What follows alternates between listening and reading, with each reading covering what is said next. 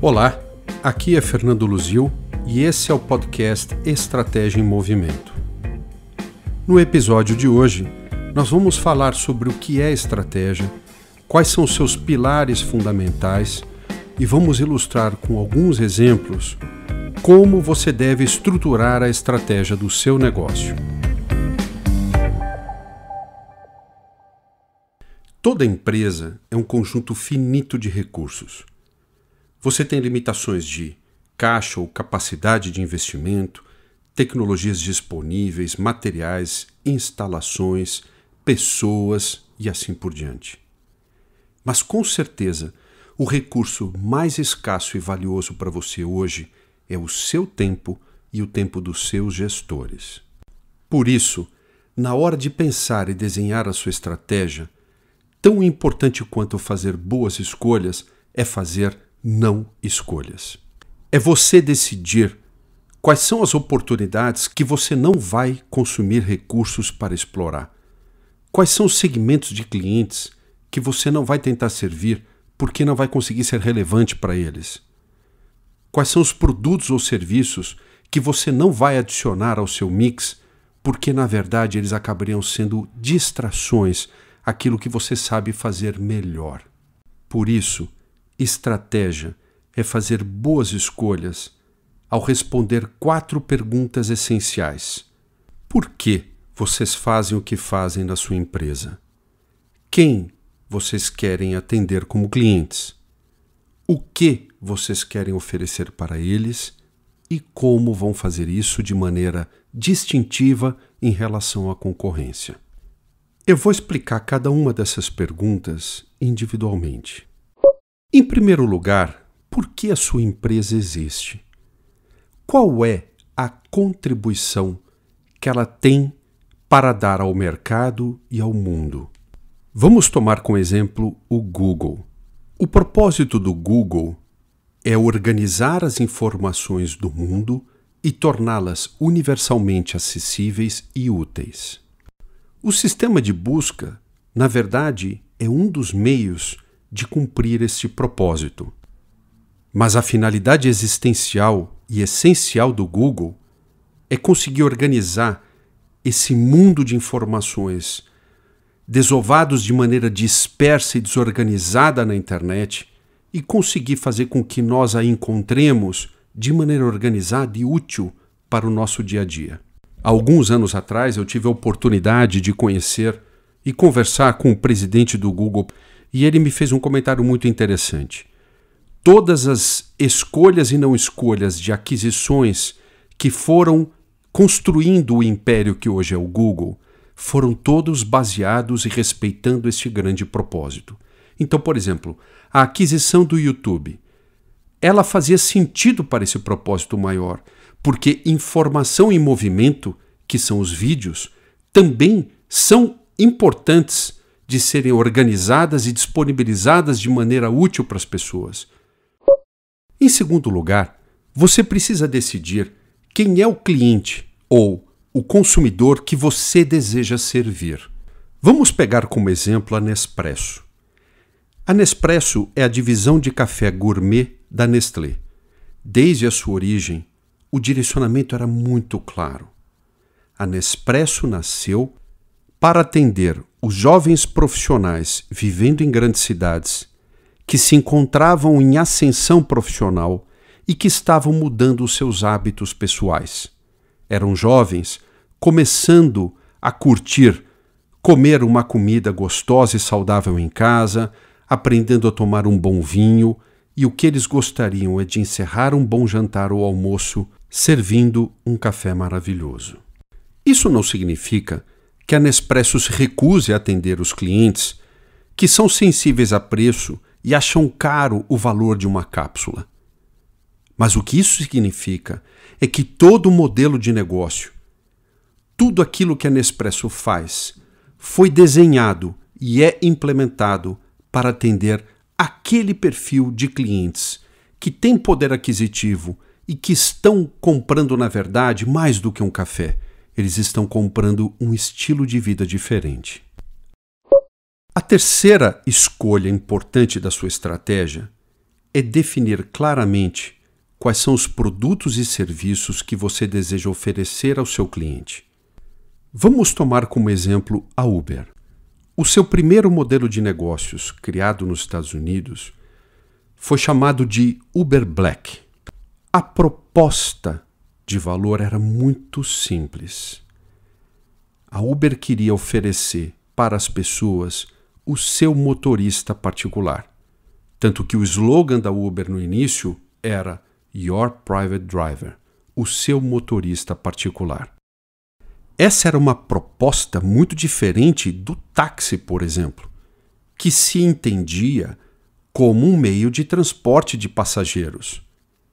Todas as escolhas e não escolhas da Uber desde o início foram voltadas para criar a experiência de se chamar de maneira muito simples, conveniente e rápida o seu motorista particular, que era, na verdade, dividido com outros passageiros para poder te levar a um bom jantar, a uma boa reunião de negócios ou de volta para casa. A quarta e última escolha fundamental da estratégia é como você entrega aquilo que você decidiu oferecer para os seus clientes, cumprindo o seu propósito de maneira singular, diferente dos seus concorrentes. A concorrência é uma luta pela singularidade, e parte da singularidade surge da maneira como você entrega o seu produto ou serviço para o seu cliente. Vamos tomar como exemplo o Netflix. A empresa foi criada pelo atual CEO global, Reed Hastings. Na época, ele queria oferecer o mesmo que os concorrentes, como o Blockbuster e as lojas de locação de vídeo e DVDs de vizinhança. Mas como o Netflix fazia isso? Você podia entrar num site do Netflix na internet, você escolhia o filme, requisitava o filme e a empresa entregava por correio na sua casa nos Estados Unidos. Depois de assistir ao filme, você colocava de volta no envelope vermelho pré-pago, com porte pago pelo Netflix, você lacrava o envelope e colocava na primeira caixa de correio mais perto da sua casa para ser enviada de volta ao Netflix. Outras diferenças também eram marcantes. Ao contrário da Blockbuster, que cobrava um valor por locação, a Netflix permitia que você pagasse uma assinatura mensal e você pudesse assistir até 4 filmes simultaneamente pelo tempo que quisesse. Na Blockbuster, as multas por atrasos de devolução chegaram a responder por quase 23% da receita da rede. São modelos de negócios distintos, escolhas distintas sobre como entregar entretenimento para os seus clientes. Obviamente que existem muitas outras particularidades do como o Netflix faz diferente dos outros modelos de negócios. Mas por hora isso é suficiente para você entender o conceito.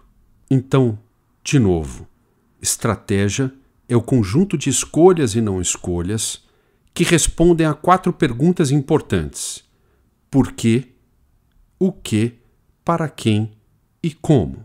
Agora, um aspecto importante que você precisa ter em mente é que a singularidade, a vantagem competitiva em relação aos seus concorrentes, vem do conjunto, da maneira como você responde a essas 4 perguntas.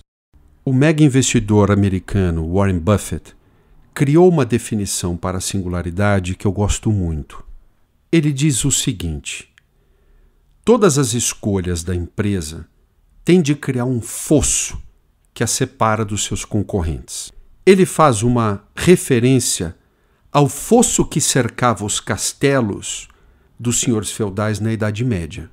Naquela época, para proteger o castelo, o reino dos inimigos, os senhores feudais cavavam fossos profundos e largos no entorno do castelo, no entorno do reinado. Quanto mais largo o fosso, mais difícil do concorrente transpor aquela barreira que o impedia de invadir o seu território.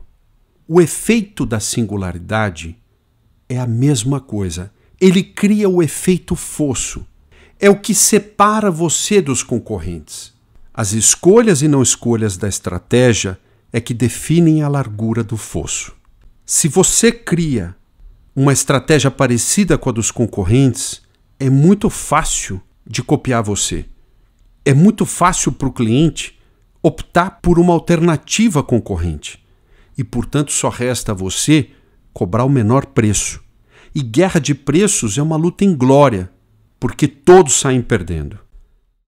Mesmo que você acerte numa boa estratégia, com o tempo, a relevância ou o significado que ela tem para os seus clientes pode se deteriorar no tempo e, por isso, ela precisa ser repensada.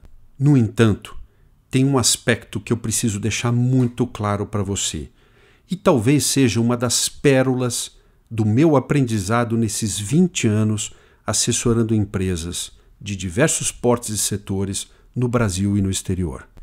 Consistência é o segredo do sucesso estratégico de qualquer organização. Isso significa que as escolhas que eu faço respondendo aquelas 4 perguntas têm de ser consistentes entre si. E com o tempo, é possível que a percepção que o cliente tenha sobre o meu negócio sofra mudanças e eu precise repensar as minhas escolhas.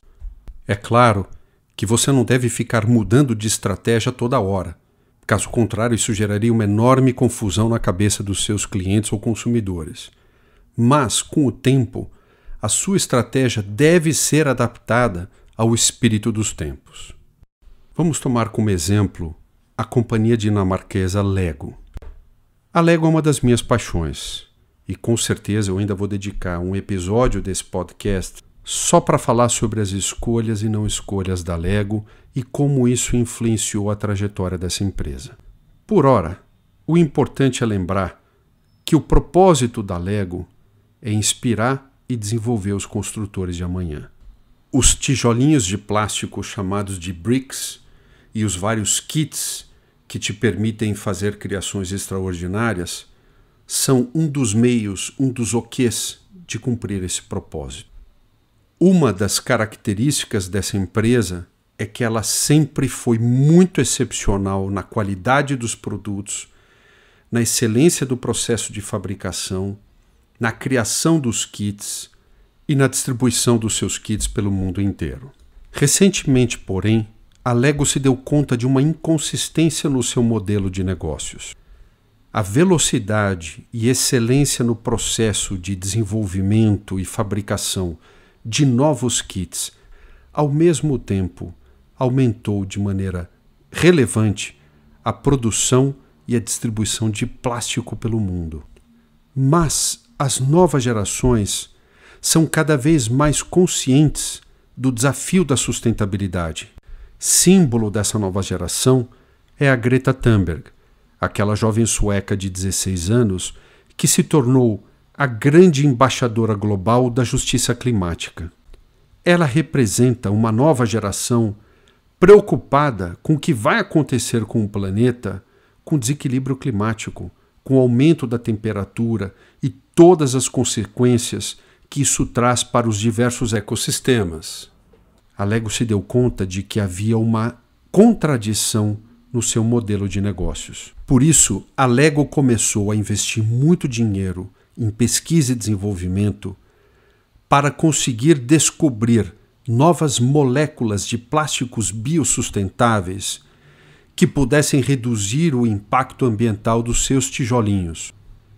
E definiu como meta que até 2030, 100% dos kits de Lego deverão ser fabricados utilizando plásticos biodegradáveis. Outras medidas dessa natureza também têm sido implementadas. Recentemente, na semana passada, na verdade, em 8 de outubro desse ano de 2019, a Lego anunciou o Replay. Em parceria com ONGs americanas, a Lego desenvolveu todo um novo sistema para redistribuir peças de Lego usadas e doadas por consumidores para serem destinadas a crianças carentes e classes em instituições sem finalidade lucrativa. Essa iniciativa veio atender a um pedido crescente dos consumidores. Pais e crianças apaixonadas pela marca vinham enviando mensagens para a Lego fazendo uma pergunta muito simples: o que nós podemos fazer com a nossa coleção que agora nós não brincamos mais com ela? O resultado foi o Replay, uma mega operação logística em que o consumidor ele entra no site da Lego, ele imprime uma etiqueta com porte pré-pago, cola numa caixa e coloca ali dentro as peças que ele deseja doar para a Lego, e ele despacha pelo correio. O maior desafio para a Lego é receber aquelas centenas, milhares de caixas dos consumidores, conseguir realizar a separação das peças danificadas e o descarte adequado, realizar a lavagem das peças inteiras e poder empacotar os kits que parecem novos para serem doados. Tudo isso no armazém centralizado no Alabama, nos Estados Unidos. Então eu vou terminando esse nosso primeiro episódio resumindo para você o que seja estratégia. Estratégia é um conjunto de escolhas e de não escolhas para a sua empresa cumprir um propósito maior com singularidade e gerar crescimento sustentável. A estratégia tem de ser capaz de projetar a empresa no tempo, de permitir que ela atravesse as diferentes mudanças de contexto, gerando valor para todas as suas partes interessadas, respeitando o meio ambiente e a sociedade. Se você ficou com alguma dúvida ou quiser fazer alguma pergunta, envie uma mensagem para o e-mail fernando@luzil.com.br e no assunto escreva Estratégia em Movimento. Também convido você para nos acompanhar no nosso Instagram e no Facebook pelo endereço Luzil Strategy. No meu blog fernandoluzil.com.br você também poderá acessar alguns artigos interessantes sobre temas que nós temos aprendido serem absolutamente relevantes para qualquer empresa em qualquer setor da economia. Muito obrigado por me ouvir e até o nosso próximo episódio.